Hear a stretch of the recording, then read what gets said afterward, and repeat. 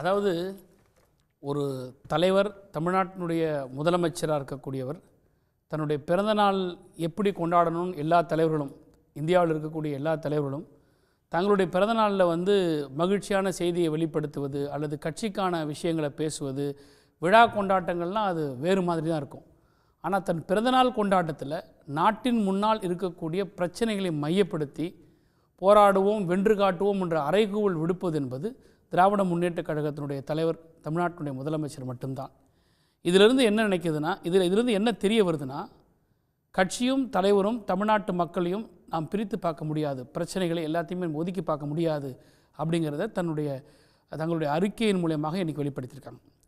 இன்றைக்கி இவங்க எல்லாம் பேசுனதில் முக்கியமான விஷயங்கள் என்னென்னா, முதல்ல பாரதிய ஜனதா கட்சி கருத்துக்களாக அங்கே சொல்லப்பட்டிருக்கிறதுல மாவட்டங்களை பிரிக்கிறாங்க, எண்ணிக்கைகள் அதிகமாக்குறாங்க, அது இல்லையா அப்போ ஏற்றுக்கலையா அப்படிங்கிறாங்க. மாவட்டங்களை பிரிப்பதற்கும் டீலிமிட்டேஷன் பண்ணுறதுக்கும் வித்தியாசம் இருக்குது. நீங்கள் மக்கள் தொகையை கணக்கெடுப்பு ஒரு மையமாக வைக்கிறீங்க ஆர்டிக்கல் 82 ஆஃப் தி கான்ஸ்டிடியூஷனில். ஆனால் அதே சமயத்தில் அதே ஒன்றிய அரசு தான் மக்கள் தொகை கட்டுப்பாடு பற்றின விஷயங்களை முன்னிறுத்துது. அப்போ இரண்டு கான்ட்ரடிக்ஷன் இருக்குது. ஒன்று மக்கள் தொகையை வச்சு நீங்கள் கணக்கெடுக்கிறீங்க, இன்னொன்று மக்கள் தொகையை கட்டுப்படுத்துகின்றீங்க. இதில் ஒன்றிய அரசினுடைய நிலைப்பாட்டை கான்ஸ்டிடியூஷனலாக இதில் தெளிவுபடுத்த வேண்டிய ஒரு நேரத்துக்கு வந்திருக்கும். அப்போ 1971 மக்கள் தொகையை கட்டுப்படுத்த வேண்டும் என்ற ஒரு கொள்கை முடிவை ஒன்றிய அரசு எடுக்கப்பட்டதை நாம் இன்னும் கடைபிடித்தது எங்களுடைய தவறா, இல்லை கடைபிடிக்காமல் ஒன்றிய அரசினுடைய சட்டத்தையோ அல்லது விதிகளையோ மரபுகளையோ மீறி இருக்கிறவங்களுக்கு சலுகை காட்டுதா அப்படிங்கிறது தான் சாதாரண பாமர மக்களுடைய கேள்வியாக இருக்குது. இப்போது 3 பிரச்சனைகள் தமிழ்நாட்டு முன்னாடி இருக்குது. ஒன்று வரி மறுப்பு இருக்குது, நிதி மறுப்பு. இன்னொன்று உரிமை பறிப்பு இருக்குது. மூணாவது மொழி திணிப்பு இருக்குது. இந்த 3 பிரச்சனைகள் தான் இன்றைக்கி தமிழ்நாட்டில் முன்னோக்கி இருக்குது. இது இன்னும் காலப்போக்கில் அதிகமாக உருவாகி நாட்டுக்கு தமிழ்நாட்டினுடைய எல்லையை கூட எப்படி ஜம்மு காஷ்மீரை பிரித்தாங்களோ அது மாதிரி நாளைக்கு தமிழ்நாட்டை கூட இவங்க பைஃபர்கேட் பண்ணி நாட்டினுடைய அரசியல் பொருளாதார அந்த பலத்தை சீர்குலைய செய்வதற்கான எல்லா நடவடிக்கைகளும் நோக்கி போகக்கூடிய ஒரு அச்சத்தை தான் ஏற்படுத்துது. இன்றைக்கி பேசுகிற திரு அமித்ஷா இருக்கட்டும், ஒன்றிய அரசின் சார்பாக பேசக்கூடிய யார் ஒருவரும் அரசியல் சட்டத்தின்பால் பதிலுரை கொடுப்பதற்கு யாராலுமே தயக்கம் காட்டுறாங்க. இல்லை, அவர் தெளிவாக சொல்கிறார் சார். ஒன்று என்ன சொல்கிறாரு, தமிழ்நாட்டுக்கு தென்னிந்தியாவுக்கு பாதிப்பு வராம தான் இந்த டீலிமிட்டேஷன் நடக்குன்றார். டீலிமிட்டேஷன் நடக்க போகுது. இப்போ நாடாளுமன்றத்தில் சட்டம் இயற்றி பெண்களுக்கு 33% எம்பி எம்எல்ஏ ஒதுக்குனப்போ கூட ஒரு ப்ரீ கண்டிஷன் என்னன்னா 2023 சட்டம் நிறைவேற்றிட்டாங்க. சொல்லும்போது அடுத்த நடக்கக்கூடிய சென்சஸ் நடந்து அந்த சென்சஸின் அடிப்படையில் தொகுதிகளை மறுசீரமைச்சிட்டு அதன் அடிப்படையில் 3 1 பங்கு பெண்களுக்கு ஒதுக்குவோம்ன்றது இது நடக்க போகிறது. தென்னிந்தியாவுக்கு பாதிப்பு இருக்காது. இங்கே தான் சார் சந்தேகம் இருக்குது. தென்னிந்தியாவுக்கு பாதிப்பு ஏற்காதுன்னு சொல்கிறது 543 சீட்டை அப்படியே வைக்கிறோம் அப்படிங்கிறத அவங்க சொல்லலை. தென்னிந்தியாவுக்கு பாதிப்பு இருக்காதுன்றது 80 இப்போ நாடாளுமன்ற உறுப்பினராக இருக்கிற யூபி 140ஆகவும் தமிழ்நாட்டுக்கு 10 இன்க்ரீஸ் ஆகும், அவ்வளோதான். பட் எண்ணிக்கைகள் ப்ரொபோர்ஷனேட் வேறுபடுது. ஆனால் அதே சமயத்தில் நீங்கள் 543ஆவே வச்சுக்கிட்டு நீங்கள் மக்கள் தொகை படி பார்க்க போனால் -8 சீட்டு தமிழ்நாட்டுக்கு குறையுது. இதில் எதை தெளிவுபடுத்துகிறாங்க? அவங்க தெளிவுபடுத்தவே இல்லை. -8 சீட்டாக -8 சீட்டுன்றது ரூல்ட் அவுட். அது உங்க கற்பனை. இல்ல அது யாருமே ரூல்ட் அவுட்னு அதிகாரப்பூர்வமான குரல் வரலையே. சரி, ஓகே. இப்போ நான் என்ன கேட்குறேன், இப்போ நீங்க ruled out not ruled out எதுவுமே வெளிப்படுத்தவே சொல்லவே இல்லையா? அமித்ஷாவுடைய கருத்து என்ன, பாதிப்புக்குள்ளாகாதுன்னு எப்படி நம்ம எடுக்க முடியும்? 39 will continue. தமிழ்நாட்டோட number 39 will continue. Will the UP will continue with 80? அதை ஏன் கிளாரிஃபை பண்ண மாட்டாங்க? ராஜஸ்தான் இருக்கிறத கண்டினியூ பண்றாங்களா, மகாராஷ்டிரா இருக்கிறத கண்டினியூ பண்ணுவாங்களா, உத்தரப்பிரதேசம் இருக்கிறத கண்டினியூ பண்ணுவாங்க? இதை ஏன் சொல்ல மாட்டாங்க? அப்போது என்ன பண்ணணும்? இப்படிப்பட்ட ஒரு அச்சம் ஒரு இடத்துலேருந்து வரல, தென்னகத்திலேருந்து பல்வேறு தலைவர்கள் இன்றைக்கி சொல்லியிருக்கிறாங்க. அப்படி இருக்கும்போது இல்லை, இதே வாஜ்பாய் அவர்களுடைய கவர்மெண்ட்டில் இதற்கான ஒரு ஃப்ரீஸ் கொடுத்துருக்குறாங்க. அவங்களுடைய கட்சியாக இருக்கக்கூடிய பாரதிய ஜனதா கட்சி இது ஏன் சொல்ல தயங்குது? அப்போ என்ன நோக்கம் என்ன? வாஜ்பாய் காலத்தில் அந்த நாடாளுமன்றத்தில் டீலிமிட்டேஷன் வருகிற போது அருண்ஜேட்லி இருந்தார். அது ஒரு கூட்டணி ஆட்சி, 84th amendment. எதிர்கட்சிகளுக்கு ஒரு வலிமையான சே இருந்தது. கூட்டணி கட்சிகளும் நிர்பந்திக்கக்கூடிய இடத்துல இருந்தாங்க. அப்போ ஒரு டீடைல் டெலிபரேஷன்ஸ் இருந்தது. இன்னைக்கு அதற்கான ஸ்கோப் இல்ல அப்படி நினைக்கிறீங்களா? அங்க வெறும் கூட்டணி நிர்பந்தம், லேக் ஆஃப் மெஜாரிட்டிங்கிறத விட அது ஒரு ஃபெடரலா பார்க்கணும். நம்ம அது ஒரு ஃபெடரலுக்கு மதிப்பு கொடுத்தாங்க.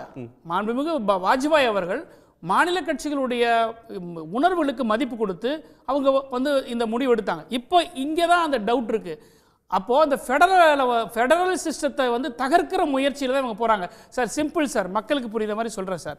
2 தேர்தலில் தொடர்ந்து பாஜக வெற்றி பெற்றிருக்கு சார். ஆனால் வெற்றி பெற்றாலும் கூட இன்றைக்கி இந்த 3வது தேர்தலில் இன்றைக்கு வந்திருக்கக்கூடிய முடிந்த நாடாளுமன்ற தேர்தலில் பிஜேபி ஆளுகிற மாநிலங்கள் இருக்கக்கூடிய கோர் இந்தி ஸ்டேட்லேயே வந்து இவங்களால் வந்து மெஜாரிட்டி வர முடியாமல் இன்றைக்கி மைனாரிட்டி கவர்மெண்ட்டாக இருக்குது சார். இன்றைக்கி ஒரு சவுத் இந்தியாவில் இருக்கக்கூடிய ஒரு கட்சி இன்றைக்கி அவங்களுக்கு ஒரு முட்டு கொடுத்து ஆட்சியை கொடுத்துருக்கு சார். இது இப்படியே கண்டினியூ ஆச்சுன்னா இப்போ நாம் 2 முறை ஆட்சி கொடுத்து 3வது முறை வரும்போதே நம்ம மைனாரிட்டி கவர்மெண்ட்டை ஃபார்ம் பண்ணியிருக்கிறோம். இதை இப்படியே விட்டோம்னா நமக்கு வந்து ஆட்சி அமைக்க முடியாது. எதிர்காலத்தில் ஒரே நாடு, ஒரே தேர்தல், ஒரே மதம், ஒரே மொழி அப்படின்று ஒற்றை இலக்கை நோக்கி போகக்கூடிய ஒரே கட்சி, ஒரே ஆட்சி அப்படிங்கிற ஒரு இலக்கை நோக்கி போகக்கூடிய அந்த சித்தாந்தத்தை செயல்படுத்துறதுக்காக தான் இப்போ அவங்க வந்து இதை செய்கிறாங்க. அதை நாம் முன்கூட்டியே வந்து கணிச்சு அதை வந்து அரசியல், இது ஒன்றும் தப்பா நினைக்கக்கூடாது, இது ஜோதிட கணக்கு கிடையாது, கணிக்கிறது ஆருடம் இல்லை, மன்னிக்கணும், ஆருடம் இல்லை. ஆனால் இது வந்து அரசியல் சாசன சட்டம். ஸோ அந்த சட்டத்தின்படி எங்களுடைய முதலமைச்சர் இப்போ ஒரு அலாமிங் கொடுத்துருக்கிறார். இந்த அலாமிங்கான வரவேற்பை தென்னகத்திலிருந்து பல்வேறு தலைவர்கள்லாம் இன்றைக்கி சொல்லியிருக்கிறாங்க. வட இந்தியாவில் இருக்கக்கூடிய மாநிலத்தினுடைய தலைவர்கள் யாரெல்லாம் இழக்குதோ அவங்களாம் இன்றைக்கி கருத்து சொல்ல வந்திருக்காங்க.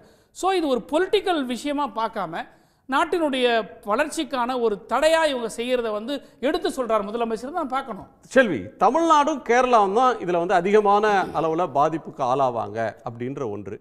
தமிழ்நாடு கேரளால தான் பிஜேபி வளரல, ரெப்ரசன்டேஷனில் இப்போ இருக்கிற சுரேஷ் கோபி ஒருத்தர்.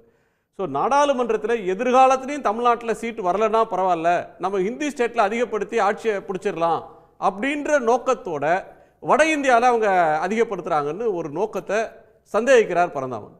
இல்லைங்க, முதல்ல ஒன்றுமே இல்லாத சமயத்திலே -8ன்னு சொல்லி ஒரு பிரச்சாரம் பண்ணீங்க.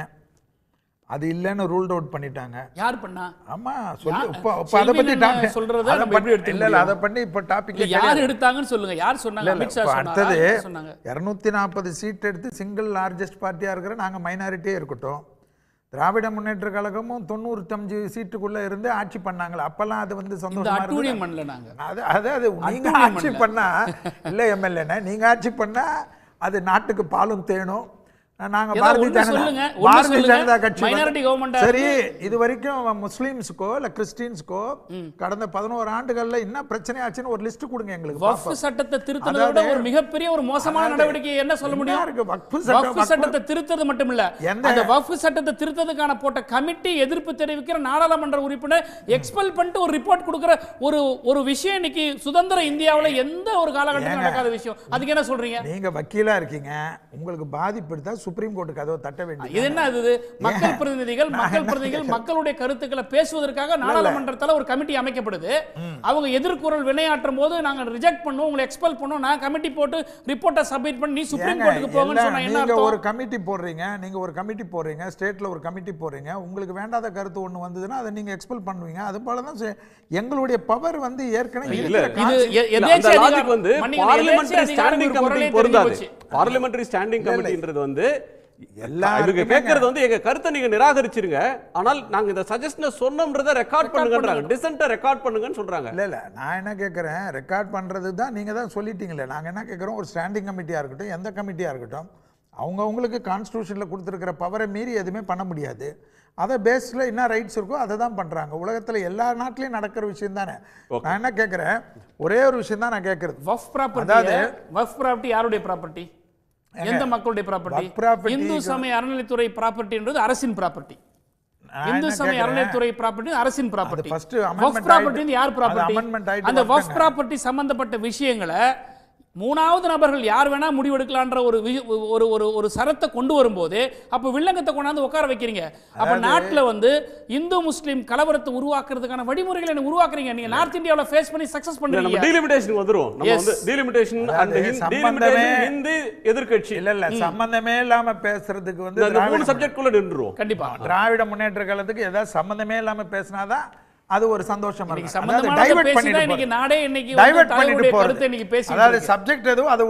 உடனுக்குடன் செய்திகளை தெரிந்து கொள்ள சன் நியூஸ் பெல் ஐகானை கிளிக் பண்ணுங்க.